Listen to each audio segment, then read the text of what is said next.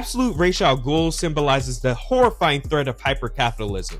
What's up, my fellow Wednesday warriors? I'm your boy Marcus the Conqueror, back to conquer a review for Absolute Superman issue 8 by writer Jason Aaron and artist Rafa Sandoval. This issue continues Aaron's critique of America's further devolution into an oligarchy. Aaron uses this issue to argue that only through class solidarity can people combat exploitation from hypercapitalists like Ra's al Ghul, CEO of Lazarus Corp. The chapter opens with Ra's al Ghul having an earnings call with the League of Investors, a tongue-in-cheek play on the League of Assassins. Ironically, Ra's is fending off assassins during this call.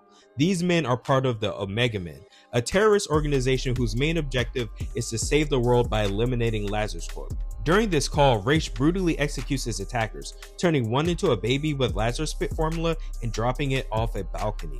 Big Business transformed Ra's into a man who no longer works in the shadows. His grasp on the world is overt and firm, and all know his influence. Ra's reveals that his only regret after creating his enormously prosperous business that will resurrect the world is that he doesn't have a son with whom to run it. Everyone knows patriarchy and capitalism go together like peanut butter and chocolate. I think Ra's wants Superman to be his Sith apprentice. Let me know if you feel the same in the comments. Meanwhile, Kal-El visits dementia-ridden Martha Kent at Smallville Senior Living. Kal tells her about his travels until she awakens, alarmed. She doesn't remember who he is. Kal flies out the window when she yells for help. As Kal walks the streets of Smallville, he encounters Jimmy Olsen of the Omega Men and Lois Lane of Lazarus Corp. The two track them down separately. Kal hides from both of them because he resents what they represent. The Omega Men claim to fight for working class people, but their wanton violence makes them mirror their enemy, the Lazarus Corp. The Lazarus Corp resembles the Science League, the government of Krypton composed of members from its ruling class who were responsible for its destruction. Lois pauses her bickering with Jimmy to encourage Superman to talk to her. She explains that she knows he's been saving and helping residents of Smallville. He's drawn to the town because he misses the Kents, the family Lazarus Corp tore him from in issue 6. As Lois and Jimmy's arguing restarts, Jimmy unveils that on top of Lazarus Corp buying all the businesses in Smallville, residents are now required to work for Lazarus Corp and get paid in Lazarus crypto. Many Americans lived in similar conditions in the first half of the 20th century. Tons of people worked in corporate towns that got paid company script, which they could only use at stores owned by their employers. You can see an example of this in Ryan Coogler's latest film, Sinners. Aaron shows us how hypercapitalism is regressing America despite technological advancements like cryptocurrency.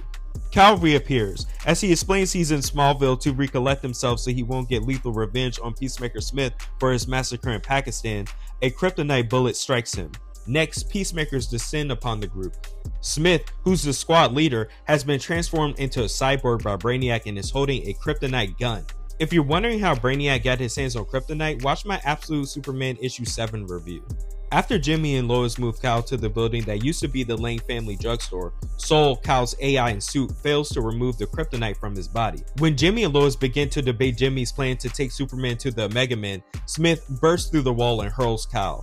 He tracked Kal via the kryptonite bullet embedded in his chest. Smith wants revenge on Kal for embarrassing him. Superman throws him along with a group of peacemakers as they terrorize Pakistanis. When Smith begins to wail on Kal, Sol retaliates by trying to use the suit's abilities to fight back, which gets Superman smacked down harder.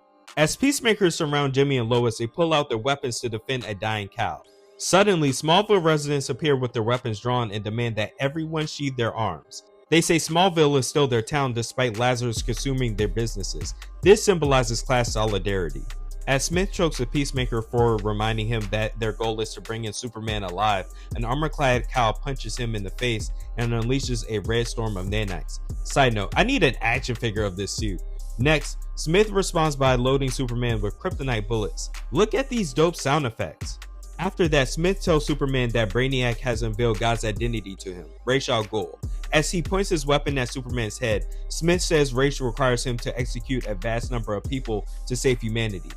I may be reaching here, but I think Smith's reverence for Ra's represents the tendency of men who are insecure in their masculinity to worship wealthy men. They believe wealth defines a man's greatness and that people should be subservient to rich guys. Before Smith can pull the trigger, Brainiac remotely electrocutes him, reminding him of his place in his mission.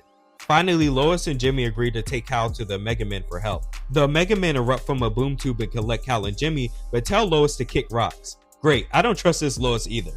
I hope we find out how the Omega Men got their mother boxes in the next issue. If they're from Darkseid, I want to see how and why. This chapter ends with Lois surrounded by peacemakers. She says, "What have I done?"